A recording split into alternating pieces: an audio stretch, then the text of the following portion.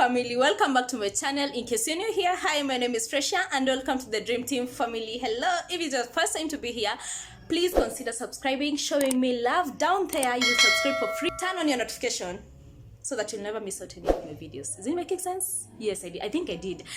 For the returning subscribers, thank you so much for always showing me love, always supporting me, always supporting my work.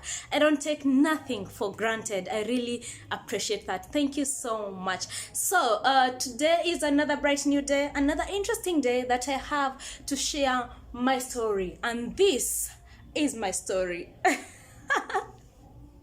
Anyway, so yeah, as you can read from the title, I want to give my story about Qatar because there are many things that people do not say about Qatar. And so the reason I decided to give my story is because many people suffer in Gulf. Let me say in Gulf. Abroad is very general because Gulf is a different place. So many people suffer in Gulf, but they do not get to give you the real details about suffering. And yeah, I think mine is not so interesting, but still I think it will help somebody out there, or maybe encourage somebody out there. So yeah, let's begin the story.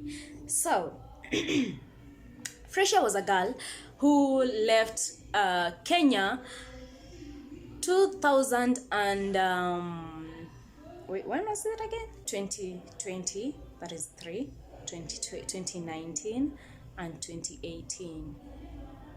I think I left in January 2018. I'm not even sure. Anyway, so Fresha is a girl who left Kenya 2018 January 23rd. So she was interested in going to Gulf and work, and so a day came and she got a job in Qatar through an agency, and when the time came to fly, she flew to Doha. So Doha is this beautiful place that I found myself on 24th January 2018. I was a fresher, of course. We are all new at some places that we've never been, and when I got there, my first impression of Doha was so beautiful. It was so beautiful, so you know so attractive, so welcoming, and I really loved Doha. I don't say that for the last 3 years that I have been there I did not love it. I really love it and I will go back there. Currently, I'm in Kenya. So when I got to Qatar, I went as cleaners. I went with so this is another separate story from that story. So I went with an agency. This agency, when I was applying for the job, they told us that we are going in a catering company that needs waiters. We all let me sit up and tell you the real story. So this agency, we thought we applied for jobs, and they told us that we are going in a catering company that offers jobs for waiters and cleaners. But she said currently they have occupied all the spaces for waiters, so they said we just put your visas as cleaners, but when you go there you will change your jobs. We went. So I took the chance because I really wanted to be out there, and that was so foolish of me, but I don't regret. That was then, and this is now.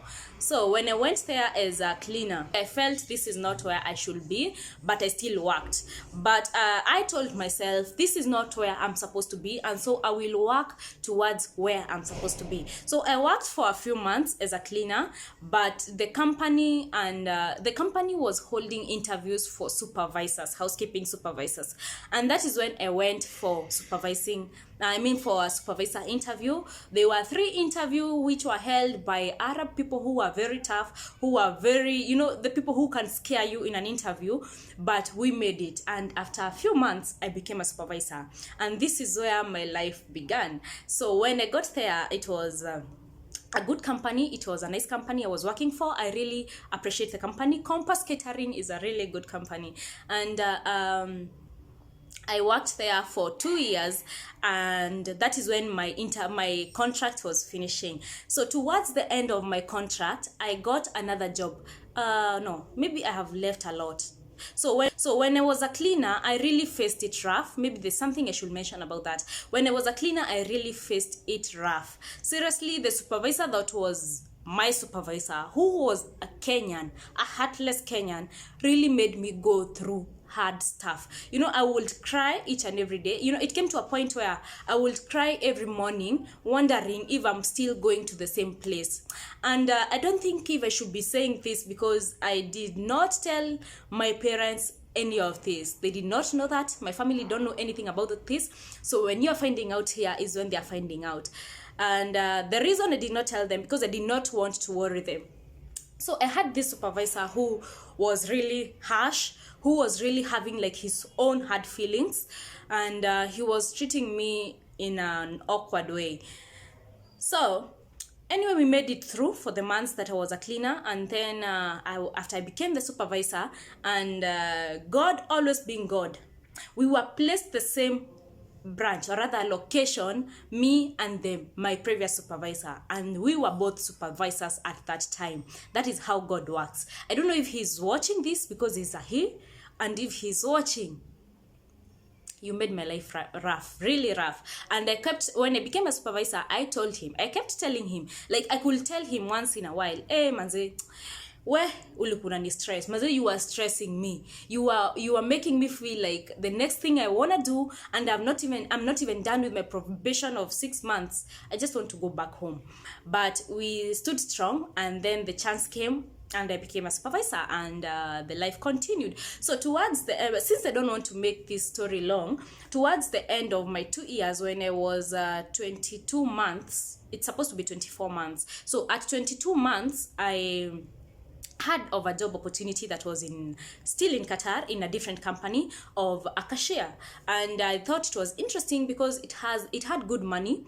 Of course, it was paying me better than I was getting as a supervisor, and I thought it's worth a try. At that time, I did not think of anything like, do I like it? Do I want it? No, I only thought of money, and that was a mistake that I made. Sometimes I think about it now, but since I don't want to regret, but deep down in my heart, I feel bad about it. So I went for the interview of this new company, and they hired me. I was the staff they were looking for. And so when I went back to my current company at that time, Compass Catering, I went and handed over my resignation letter. At first, my project manager did not understand why I was doing that, because there was nothing wrong with that company. I swear to God, there was nothing wrong with that company. And he at first he had said that he will not even sign the resignation letter, since he was feeling bad that I'm going. And that is everyone who is there, they can bear me witness. But I had to leave. So time came and I left Qatar. And in Qatar, there's a rule that back then there was a rule, now it has changed. So there was a rule that you have to exit first if you want to join another company, because if the companies have not agreed to change your sponsorship, so you have to leave first. You cancel the first sponsor, who is your employer, and then you come registered by the new employer. And so that is what I did. I came back to Kenya for 2 months, and then I went back there. And that is where my story as a cashier began. So this is a story part 2. So as a cashier, it was in I went to be a cashier in 2019 December 31st. That is when I started working as a cashier. So when I got there, it was really rough. It was rough, and the thing that was making it rough is my manager at Kidizone. So Kidizone is a place that I will not tell anybody to go. That was my second company, and I'm not even afraid to say this, because the manager there, okay, Kidizone is a good company, first of all, but the problem is the manager at that specific place at that time, and most probably he's watching this. So he made my life very hard, very rough. The first month, I was even a newcomer, and you know these people who just hate, these people who just hate our skins. That is the kind of a person he was. And it was rough at some point, and then it came to a point, and I was like, mimi acha niishi tu life yangu. And I left this guy like that. Like I used to ignore him. At first he used to ignore me and show me like I'm a nobody. And funny thing, I was the only Kenyan lady working in that place. And so this added up to very many things of hatred and mistreatment. And it was rough for real. And you know, at that time, people think that when I upload a video on YouTube, I'm always happy, but you forget that even right now, as I'm recording this video, I'm only happy right now. You don't know if the last 10 minutes I was angry, I was mad, but all in all, sini life, it is life. So as a cashier for the first months, okay, and then God works in miracles, because you know, I started, like, let's say in January, because it was 31st December. So in the whole of January we worked together, and then the whole of Feb, this guy was supposed to go for vacation, so he left, and I was left with another one, you know, we are other staffs and then the seniors. So that time I rested a little bit, but also the staff that was, like, the team leader who was left on that position, he was also trying to show me, like, you're just a nobody. But I could ignore him, and then, you know, life moves on. And time when he was coming back, when it was March around 8th, we just worked with him for a few days, and then 15th quarantined the whole country. So we quarantined did you quarantine for 5 months, I guess? So from March 15th we quarantined, and I did not see him all those months. Okay, we would meet maybe at the end of the month when you're receiving money, when I have to sign something, but it was not that when we were working together. So when we went back after the 5 months, we went back to work, and that time when I was in quarantine, it's like I was in a training session of how to be rude, how to be ignorant, and how to be strong. Because when I went back after the quarantine period, I was like, I could not even listen to him, you know. It's like, you treat me this way, I will treat you that way. I treat you with respect, but you don't notice that, you don't recognize that. You know, he was that person who would come, talk rubbish in front of customers, and I am just there, keeping quiet, because I'm a good girl, I'm a good staff. I don't want to argue with him. But it came to a point, and I was like, enough is enough.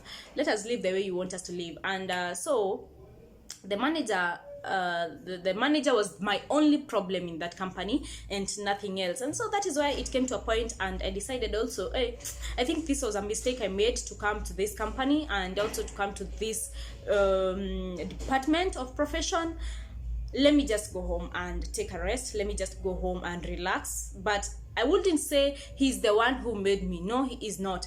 I think also I realized I made a mistake to go to that specific department. I realized it was not my place, and so I thought I should just go back to Kenya and take some time. And here we are now. That is my story. So people do not tell you the rough things that they face. I also have never said it on screen that I have faced it rough, because it's nothing to talk about. For me, it was nothing to talk about, since it's something that you can handle. And also, they were just pity challenges, which are everywhere. And you being a foreigner in an Arab country, we will experience this at some point. And so yeah, that is my story. So people do not tell you that it is rough out there. They only tell you how good it is, the money that is there, but they don't tell you the negative part of it. Because also, it's not everybody who gets it rough.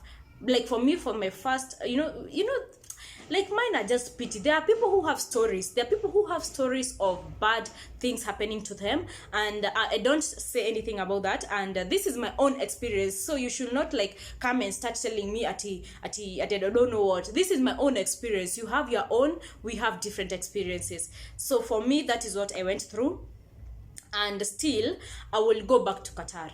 It's not a bad place at all. Qatar is not a bad place. It's just that we all have different experiences. Many of us have faced it rough, maybe with the Al-Fazar, with the police, maybe with illegal issues. Many people have done that, but for me, I never faced anything like that. So I just want to tell those people who really want to go to Qatar, just tell them, like when you're advising somebody to go there, tell them the good and the bad. I'm so sure that if you have ever come back to my DMs and asked me a question, I always tell you the truth. Like I tell you, it's hard.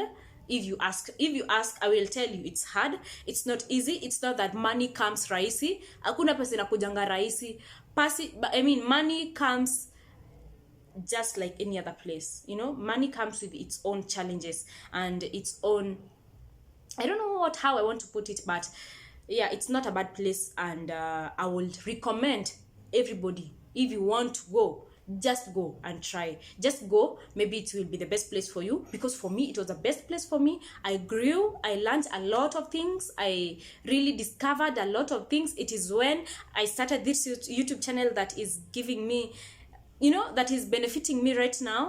And so yeah, we all have our stories, and I wish all of you that will have positive stories to tell.